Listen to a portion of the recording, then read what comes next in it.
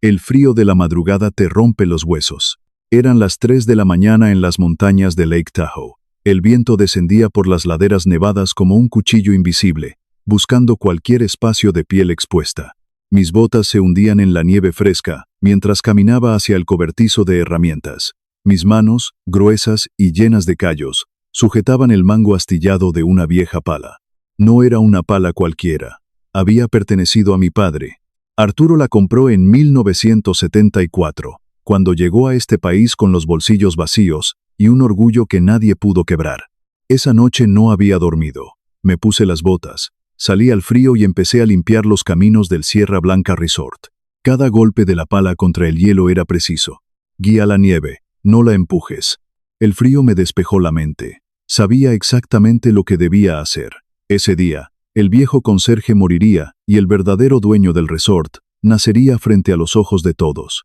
Al amanecer terminé mi turno. Regresé a casa y saqué mi único traje del armario. Era gris oscuro, el mismo que había usado 10 años atrás en la boda de mi hija Natalia. Estaba gastado en los codos, pero limpio y bien planchado.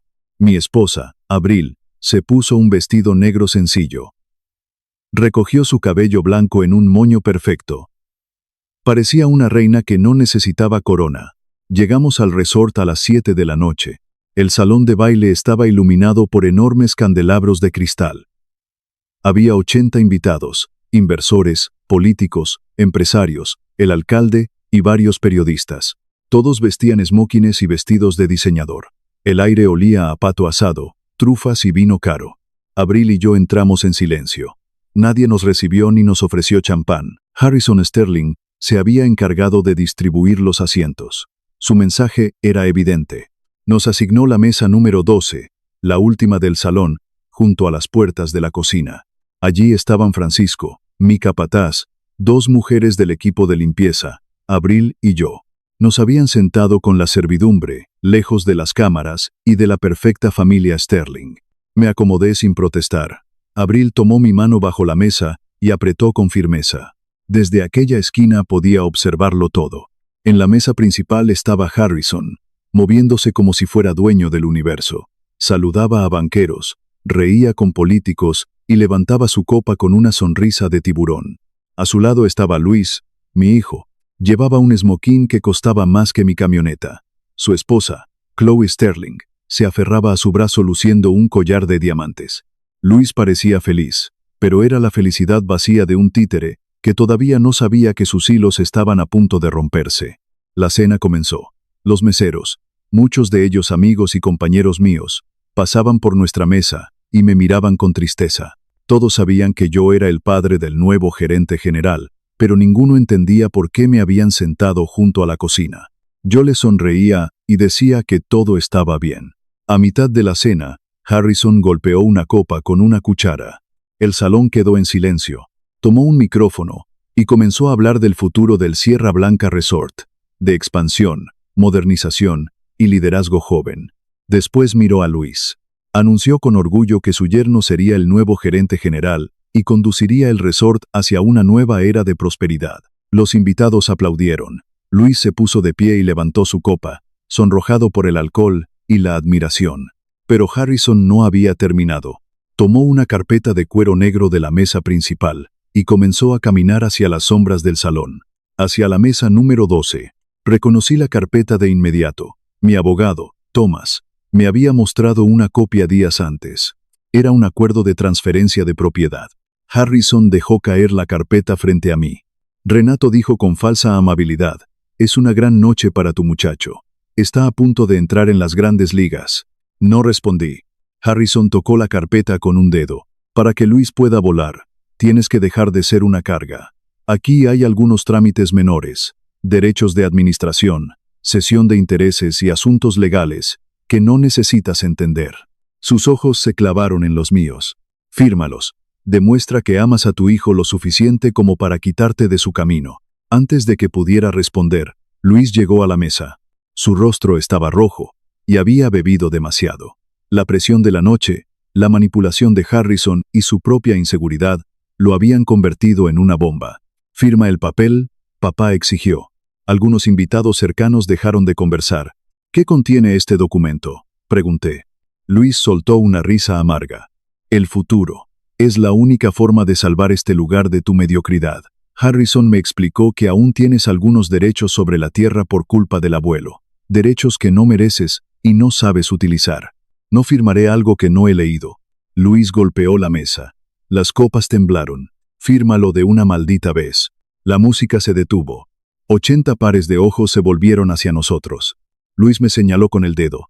Toda mi vida he tenido que cargar con tu fracaso. He tenido que disculparme por ser el hijo del conserje. Eres un peso muerto. Un parásito que se aferra a este lugar porque no tiene a dónde ir. Parásito. La palabra quedó flotando en el aire. Francisco intentó levantarse, pero puse una mano sobre su brazo para detenerlo. Abril cerró los ojos. Una lágrima descendió por su mejilla, no por tristeza, sino por el hijo que acababa de perder. Harrison se cruzó de brazos, satisfecho. Había conseguido que Luis me destruyera frente a toda la ciudad. Todos esperaban que el viejo conserje llorara, firmara y escapara por la puerta de la cocina. Pero yo no lloré. Aparté la silla y me puse de pie. Acomodé mi viejo traje gris y miré a Luis a los ojos. Ya no vi a mi hijo. Vi a un extraño que había elegido su propio veneno. Tomé la carpeta, la abrí y levanté el documento. Acuerdo de transferencia de propiedad y cesión total de derechos. Comencé a leer. Mi voz era profunda y rasposa, pero no temblaba. Leí cada cláusula. Expliqué cómo el documento exigía que yo entregara el control absoluto de la sociedad. Después llegué a los beneficiarios. Luis y Chloe Sterling. Los inversores comenzaron a mirarse, confundidos. No entendían por qué un conserje estaba leyendo un documento corporativo de aquella magnitud. ¿Qué estás haciendo?, susurró Luis. Cállate y firma.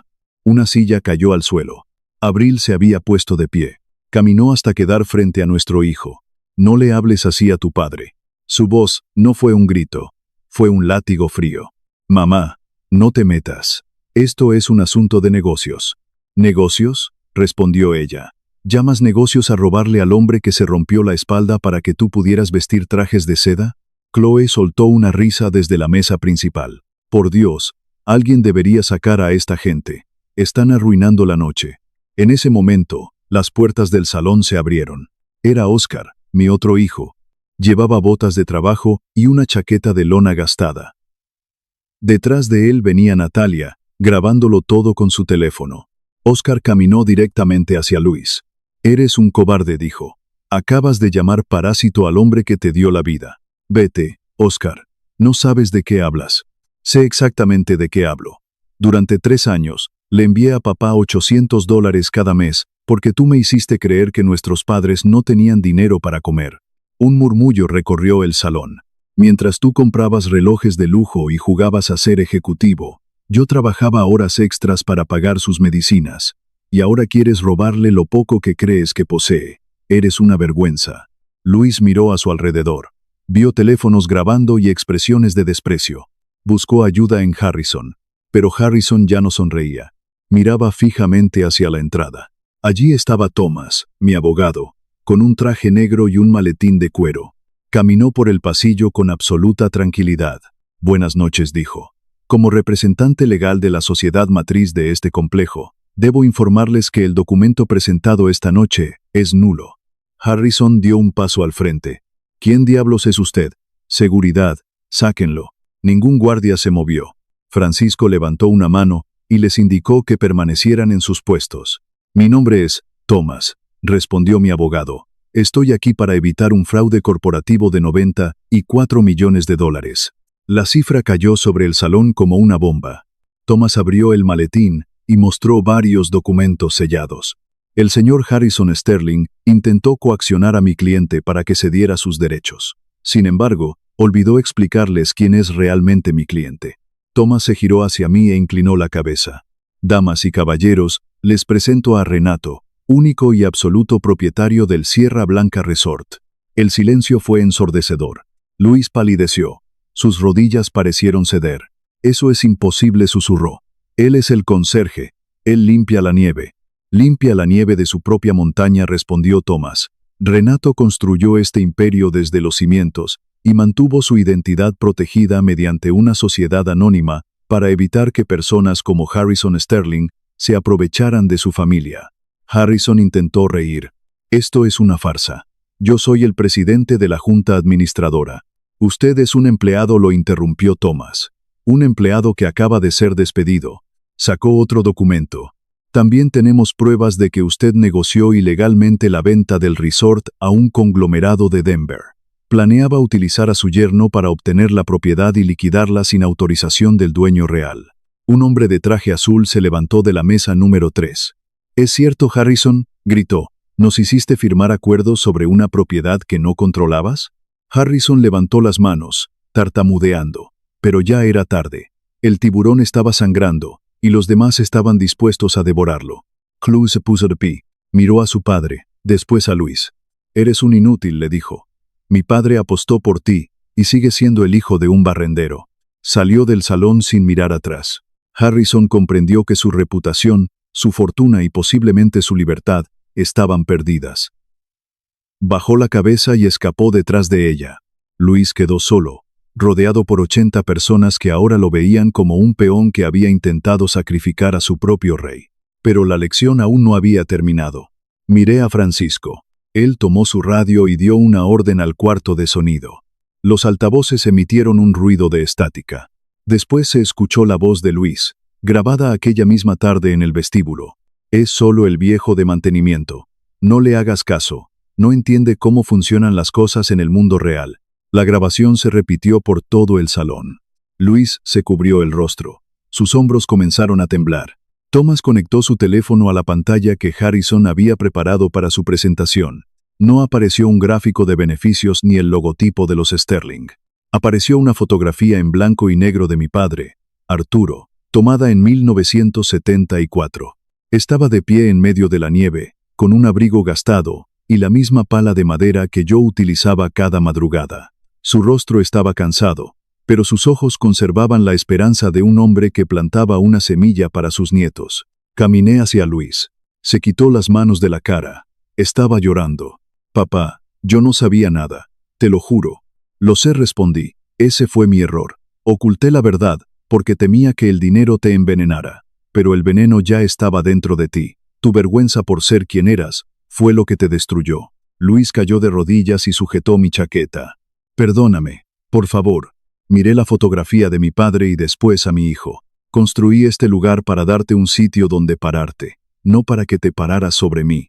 Me liberé suavemente de sus manos. Regresé junto a Abril y le ofrecí el brazo. Caminamos hacia la salida.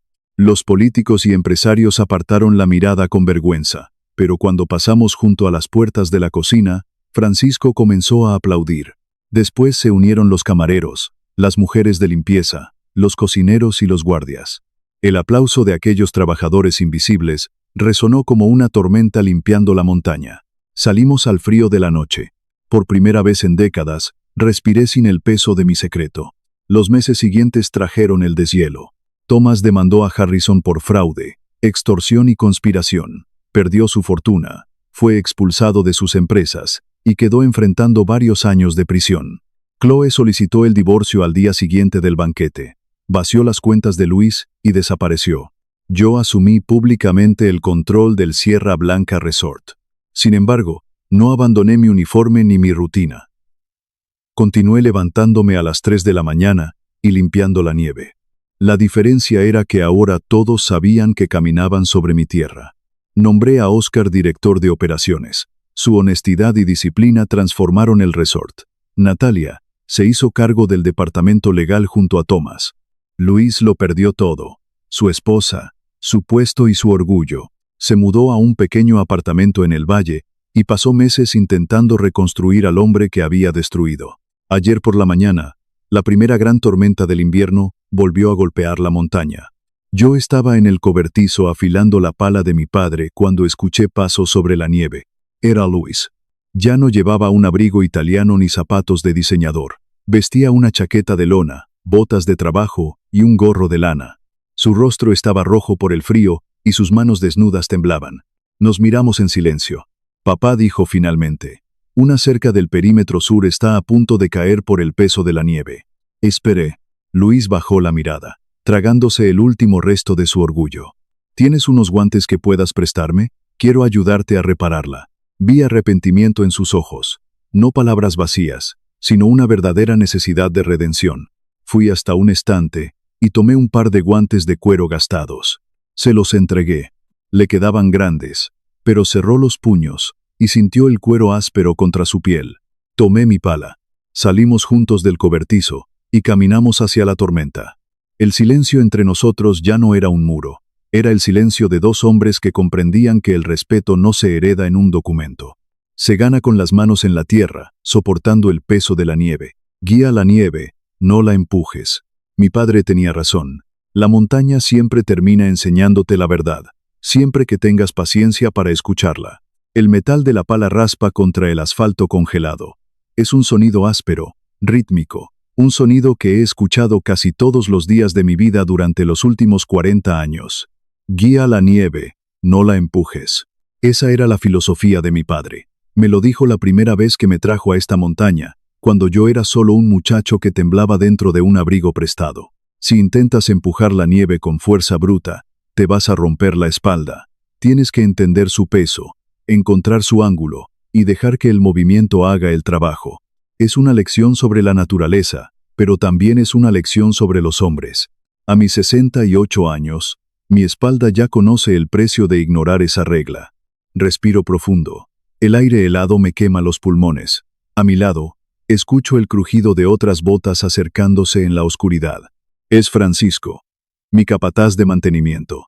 55 años, con un bigote gris y una lealtad que el dinero no puede comprar. Me entrega un vaso de cartón con café negro. El vapor sube y desaparece en la noche helada. No decimos nada, no hace falta. Llevamos 30 años limpiando estos caminos juntos, echando sal en las aceras, antes de que los huéspedes ricos despierten y exijan que el mundo sea perfecto para ellos. Estamos parados en el corazón del Sierra Blanca Resort. 400 acres de lujo extremo escondidos entre los pinos más altos de Nevada. Un paraíso de madera tallada, chimeneas de piedra y cristales inmensos que reflejan la luz de la luna. Para el mundo exterior, este lugar pertenece a un conglomerado corporativo sin rostro. Un refugio donde los ejecutivos de la ciudad vienen a gastar miles de dólares por noche para sentirse dueños de la montaña. Para ellos, Francisco y yo somos invisibles. Somos los fantasmas de piel morena que visten uniformes oscuros y mantienen la nieve a raya. Pero la verdad es una carga que llevo en silencio. Yo soy el dueño de todo esto. Cada árbol, cada cabaña de lujo, cada grano de sal en el suelo, todo es mío. Mi padre compró esta tierra cuando era considerada una roca inútil y congelada. Todos se rieron del inmigrante mexicano que gastó sus ahorros en un pedazo de hielo donde no crecía nada. Pero él tenía visión, y cuando él murió, yo tomé esa visión y construí este imperio con mis propias manos, ladrillo por ladrillo, tubería por tubería. Lo escondí todo detrás de una sociedad de responsabilidad limitada. Una empresa fantasma con un nombre aburrido en unos papeles guardados en una caja fuerte. ¿Por qué un hombre que posee 94 millones de dólares sigue limpiando nieve a las 3 de la mañana? Porque el dinero es un veneno. Lo vi destruir a la familia de mi hermano hace muchos años. Vi cómo la avaricia pudrió la sangre, cómo los cheques reemplazaron a los abrazos, y cómo la herencia se convirtió en un motivo para desear la muerte del otro. Le juré a mi esposa, Abril, que nuestros hijos nunca crecerían bajo la sombra de esa maldición. Quería que tuvieran hambre. Quería que conocieran el valor del sudor, la dignidad de ganarse el pan y el orgullo de no deberle nada a nadie. Pero el silencio tiene un precio, y a veces, tratando de proteger a los que amas, terminas empujándolos hacia el abismo. Las luces de un vehículo rompen la oscuridad del camino principal. Es una camioneta negra, último modelo, brillante y agresiva. Los neumáticos crujen sobre la sal que Francisco y yo acabamos de esparcir. El vehículo se detiene frente a la entrada principal del hotel. Las puertas se abren y el calor de la calefacción escapa hacia el frío de la montaña. De la camioneta baja Luis, mi hijo. Tiene 40 años. Lleva un abrigo de lana italiana que cuesta más de lo que Francisco gana en 3 meses. Su cabello está perfectamente peinado. Es el nuevo gerente general del Sierra Blanca Resort. Fue contratado por la junta directiva de la empresa administradora. Él cree que llegó a la cima por su propio mérito. No tiene idea de que yo aprobé su contratación desde las sombras. Me apoyo en la pala de mi padre y lo observo. Mi pecho se aprieta con una mezcla de orgullo, y un dolor sordo que no me deja respirar. Luis camina hacia las puertas de cristal. Pasa a menos de 2 metros de mí. No gira la cabeza. No me da los buenos días. Ni siquiera me mira a los ojos. Para él, yo soy solo Renato, el viejo conserje. El hombre que nunca logró nada en la vida. El padre que lo avergüenza frente a sus amigos corporativos. Francisco escupe en la nieve y niega con la cabeza. Él sabe la verdad. Él sabe que el hombre de traje acaba de ignorar al dueño de la montaña. Tranquilo, le digo a Francisco en voz baja. El muchacho tiene prisa. Tiene un hotel que dirigir. Pero la excusa suena vacía, incluso para mí. El desprecio de Luis no nació de la noche a la mañana. Fue una semilla que se plantó hace años y que fue regada por las manos de otro hombre. Cierro los ojos, y el recuerdo de aquella cena de acción de gracias me golpea con la misma fuerza que el viento helado. Fue hace 5 años. En nuestra pequeña casa en el pueblo, al pie de la montaña. Abril había pasado 2 días cocinando. El olor a pavo asado se mezclaba con el aroma de los tamales de cerdo que ella preparaba con tanto amor. Era una casa humilde, con alfombras gastadas y muebles que habíamos comprado de segunda mano. Esa noche, Luis trajo a su nueva prometida, Chloe, y la acompañaba su padre, Harrison Sterling. Harrison tenía 62 años en ese entonces, un tiburón corporativo de la ciudad. Un hombre de trajes a la medida, sonrisa calculada y ojos fríos que evaluaban todo como si tuviera una etiqueta de precio. Desde el momento en que Harrison cruzó la puerta de mi casa, supe que estábamos en peligro. No fue grosero, al contrario, fue excesivamente educado, pero era la educación de un cazador estudiando a su presa. Se sentó en nuestra mesa del comedor. Chloe miraba los tamales de Abril como si fueran lodo, pero Harrison comió de todo. Mientras masticaba, sus ojos recorrían las paredes, los marcos de las puertas, las fotografías viejas. Y luego, empezaron las preguntas. Preguntas casuales, disfrazadas de curiosidad amistosa. Me preguntó sobre mi trabajo en el resort, sobre cuánto tiempo llevaba ahí, sobre quién era el dueño de las tierras adyacentes al lago. Yo respondía con evasivas, haciéndome el ignorante. Le decía que yo solo arreglaba tuberías y limpiaba nieve. Pero Harrison insistía. Mencionó leyes de zonificación. Mencionó estructuras de impuestos en el condado de Washoe. Temas que un simple conserje no tendría por qué conocer. Mi hija Natalia, que heredó el instinto callejero de mi padre, estaba sentada frente a él. Ella notó el juego de inmediato. Cuando Harrison fue al baño, Natalia se inclinó hacia mí. Sus ojos oscuros brillaban con advertencia. «Ese hombre no está aquí por el pavo, papá», me susurró. «Te está midiendo. ¿Sabe algo?» Yo le dije que estaba imaginando cosas, que solo era un hombre rico tratando de hacer conversación con la familia pobre de su futuro yerno. Pero Natalia tenía razón. Harrison Sterling no daba un paso sin saber dónde iba a pisar. Esa noche, mientras Luis y Chloe se despedían en la puerta, vi cómo Luis miraba nuestra casa. Había vergüenza en su rostro, vergüenza de sus raíces, vergüenza de mis manos sucias de grasa. Harrison le puso una mano en el hombro a mi hijo. Fue un gesto paternal, posesivo, como si le estuviera diciendo que él lo rescataría de esta miseria. A partir de ese día, la distancia entre Luis y yo se convirtió en un abismo. Luis quería ser un Sterling. Quería borrar su apellido latino, su herencia de clase trabajadora. Quería encajar en el mundo de los clubes de campo y las juntas directivas. Y yo, en mi estupidez, lo ayudé a alejarse. Cuando Luis fue aceptado en una maestría de negocios carísima, me llamó para decirme que no podía pagarla, que tendría que pedir préstamos que lo ahogarían por 20 años. No soporté verlo sufrir, así que hice lo que cualquier padre haría, pero lo hice desde las sombras. A través de mi abogado, creé un fondo de becas anónimo. Pagué sus estudios completos. $85,000 transferidos en un solo día. Luis nunca supo que fui yo. Él creyó que una corporación había visto su brillantez y había decidido patrocinarlo. Ese fue mi mayor error. Al quitarle el peso de la deuda, le quité la oportunidad de ser humilde. Le di alas falsas, y él voló directamente hacia las manos de Harrison Sterling. El sonido de mi pala golpeando el hielo me devuelve al presente. El sol comienza a asomarse por detrás de los picos nevados, pintando el cielo de un color púrpura oscuro. Francisco me toca el hombro. «Ya es suficiente por hoy, patrón», me dice. Los muchachos del turno de día ya están llegando. Asiento con la cabeza. Guardo la pala de mi padre en el cobertizo y me quito los guantes mojados. Mis nudillos están rojos y rígidos.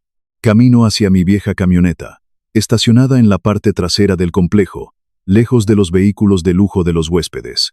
Enciendo el motor. La calefacción tarda en funcionar. Saco mi teléfono del bolsillo de mi chaqueta. Hay un mensaje de texto. Es de Thomas. Thomas es mi abogado corporativo, un hombre de 61 años, brillante, pausado y ferozmente leal.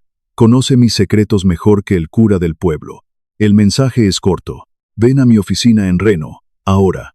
Encontré algo. El tono del mensaje hace que se me hiele la sangre. Thomas nunca usa la palabra ahora a menos que el cielo se esté cayendo. Conduzco durante 1 hora por las carreteras sinuosas de la montaña, bajando hacia la ciudad.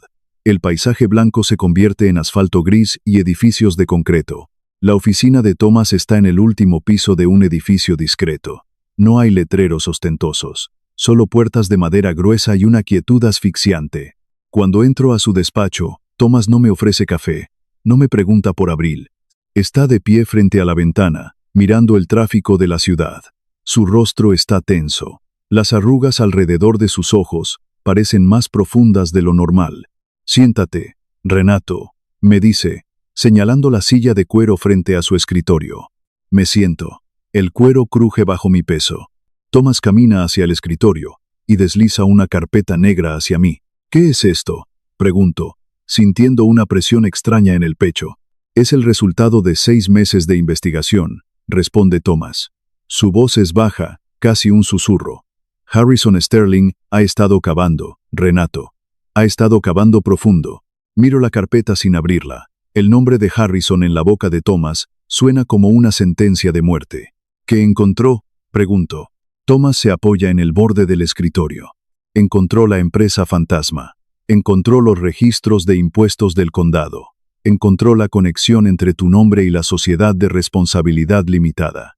El aire abandona mis pulmones. Él lo sabe, Renato, continúa Thomas. Harrison sabe que tú eres el dueño absoluto del Sierra Blanca Resort. Sabe que la propiedad está valorada en $94 millones. Y sabe que no hay socios, ni deudas, ni inversores. Eres solo tú. Me paso una mano por la cara. El cansancio de la madrugada de repente me cae encima como una tonelada de ladrillos. ¿Desde cuándo lo sabe?, pregunto. Thomas suspira. Calculo que desde hace unos 4 años. Poco después de esa cena de acción de gracias que me contaste. 4 años. Harrison ha sabido mi secreto durante 4 años. Ha estado sentado en nuestra mesa, bebiendo nuestro vino, sonriendo a mi esposa, sabiendo que el viejo conserje era un millonario escondido. ¿Por qué no dijo nada?, pregunto, tratando de entender la lógica del tiburón. ¿Por qué no me confrontó? Porque no te necesita a ti, responde Thomas. Abre la carpeta, Renato. Mis manos tiemblan un poco mientras levanto la cubierta de cuero negro. Adentro, hay un documento legal. Tiene decenas de páginas, llenas de jerga corporativa y cláusulas complejas. Pero el título en la primera página es claro. Acuerdo de transferencia de propiedad y cesión total de derechos. Leo los nombres en el documento. Mi corazón da un vuelco violento. El documento estipula la transferencia del 100% de las acciones de la sociedad dueña del resort. Los beneficiarios de la transferencia son 2 personas. Luis y Chloe. No entiendo, murmuro, levantando la vista hacia Thomas. Yo nunca pedí que se redactara esto. Yo no voy a firmar esto. Tú no lo pediste, dice Thomas, cruzándose de brazos. Este documento fue redactado por los abogados de Harrison en Chicago. Lo intercepté a través de un contacto en el registro de la propiedad. Estaban haciendo consultas preliminares para asegurarse de que el documento fuera hermético. Miro las páginas. Las letras empiezan a borrarse frente a mis ojos. Harrison no quiere comprarte el resort, Renato, explica Thomas con una frialdad clínica. Él sabe que nunca se lo venderías, así que decidió robarlo, y está usando a tu propio hijo como el caballo de Troya.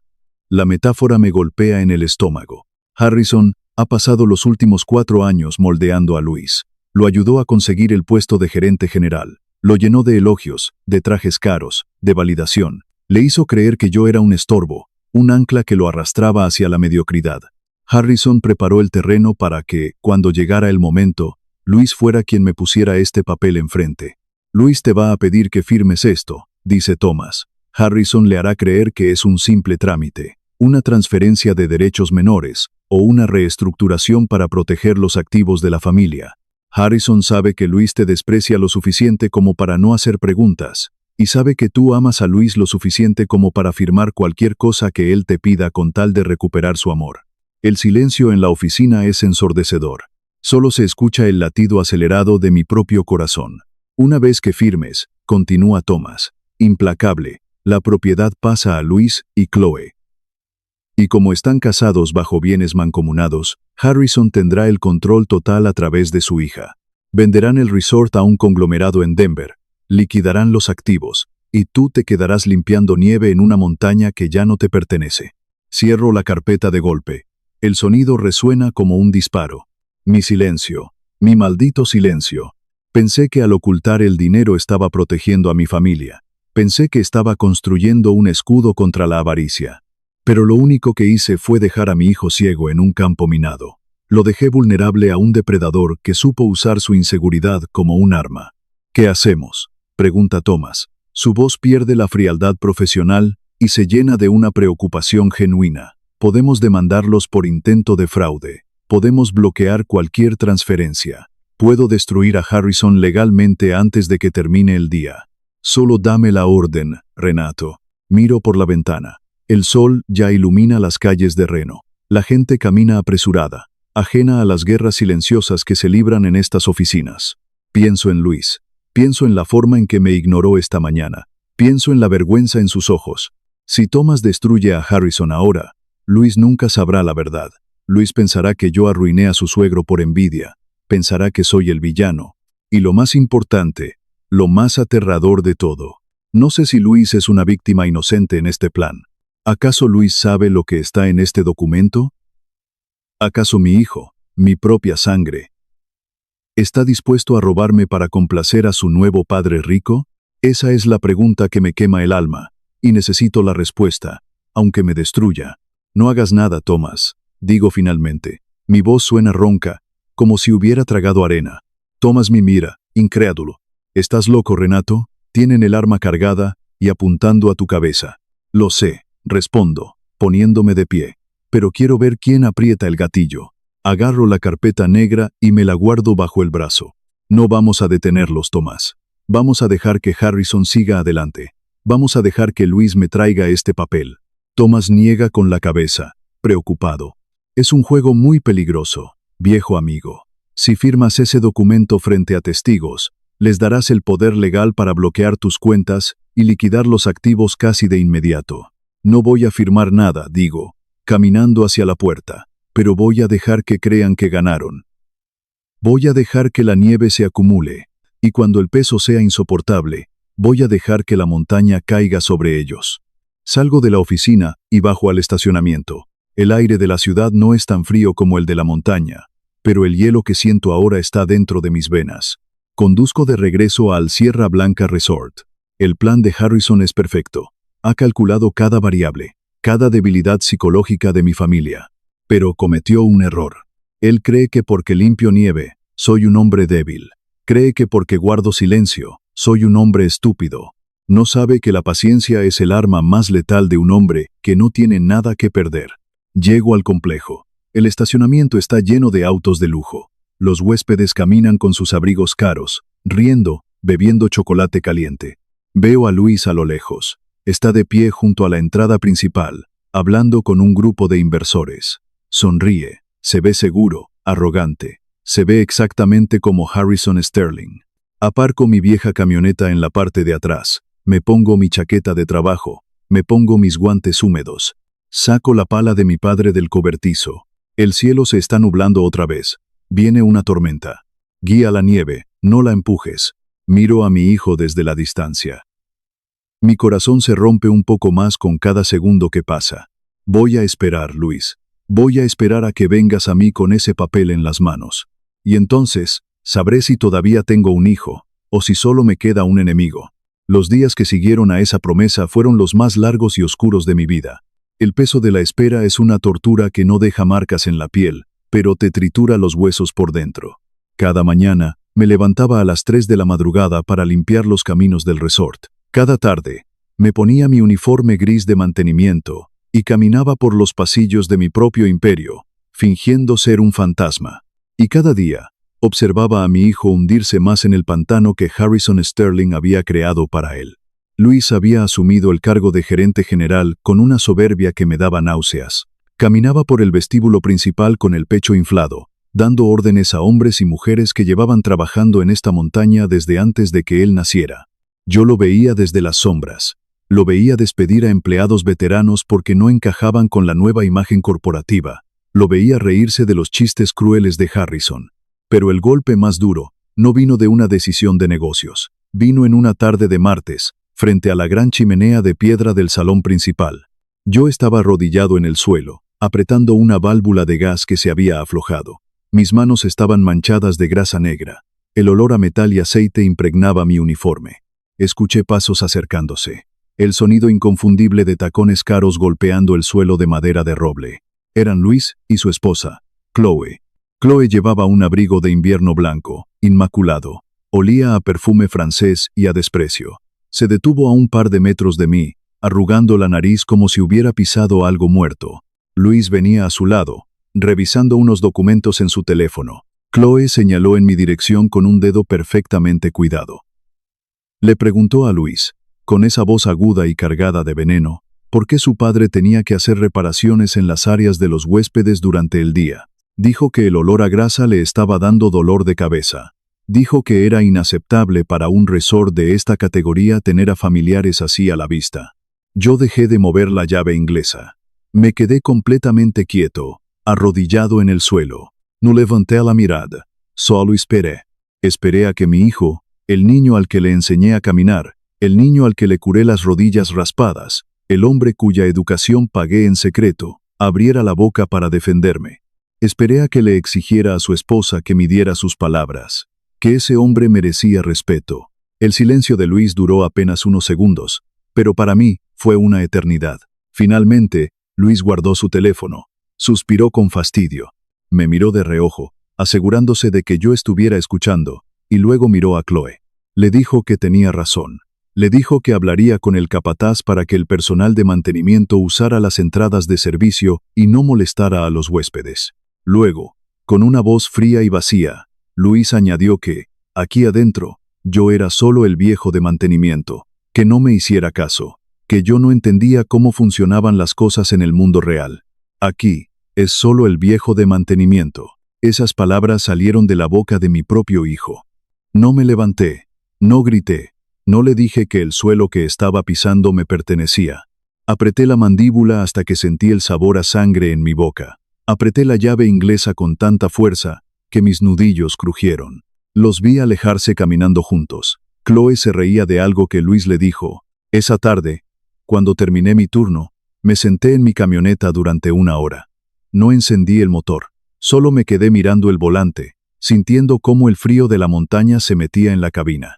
Me di cuenta de que el silencio que yo había construido para proteger a mi familia se había convertido en un monstruo que estaba devorando a mis hijos uno por uno. Y la prueba definitiva de esa destrucción llegó 2 días después, a través de una llamada telefónica. Era jueves por la noche. Yo estaba en el pequeño taller detrás de mi casa, afilando la hoja de la pala de mi padre.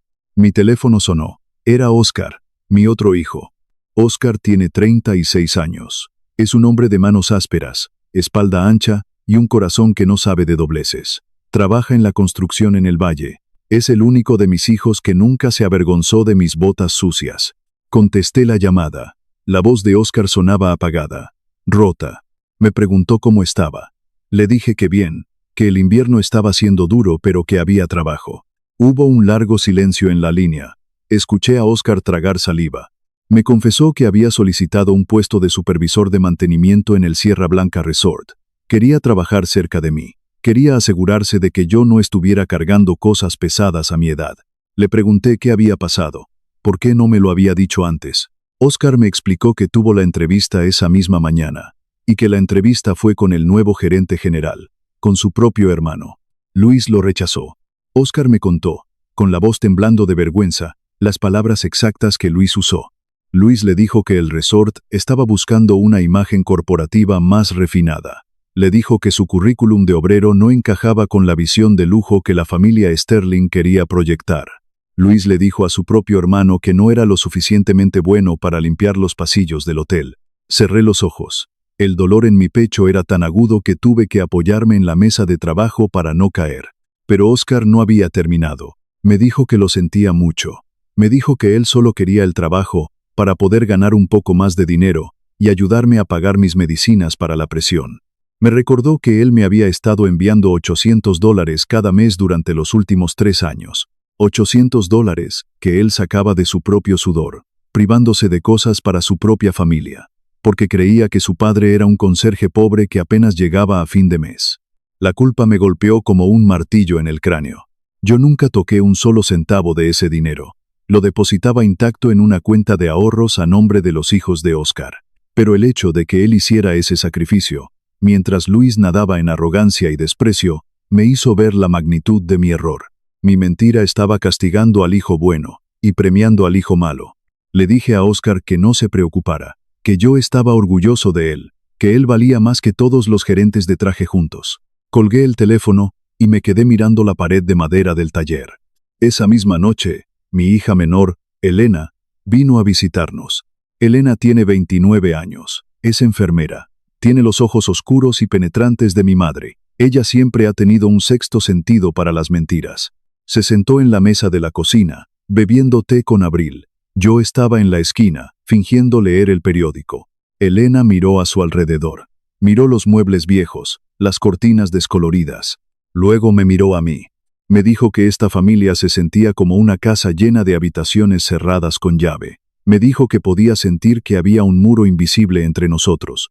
Me preguntó directamente qué estaba pasando, por qué Luis actuaba como si fuera el dueño del mundo y por qué yo actuaba como si estuviera esperando una ejecución. Abril intervino. Cambió de tema con la suavidad de una madre que sabe apagar incendios. Pero las palabras de Elena se quedaron flotando en el aire de la cocina.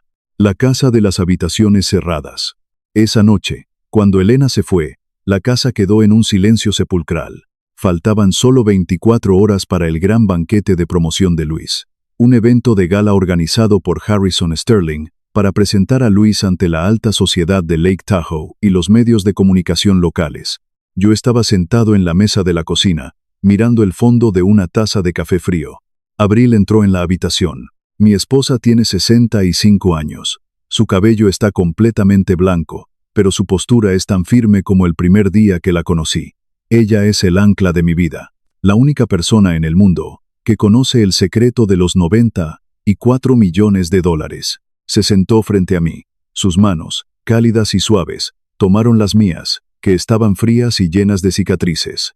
Me miró a los ojos. No había lástima en su mirada. Había una determinación feroz. Me preguntó cuánto tiempo más iba a dejar que nos desangráramos. Le dije que tenía miedo.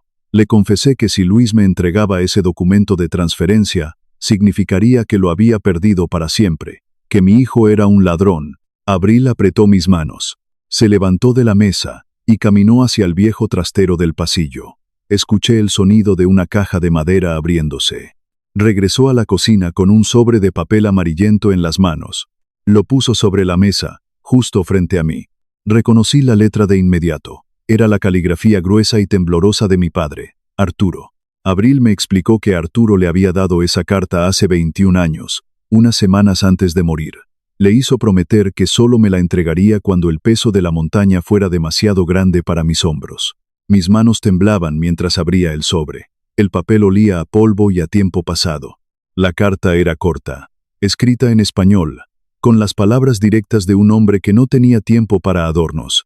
Renato, hijo mío, el silencio es un buen escudo cuando estás construyendo, pero cuando la casa está terminada, el silencio se convierte en una prisión. El dinero cambia a los hombres débiles.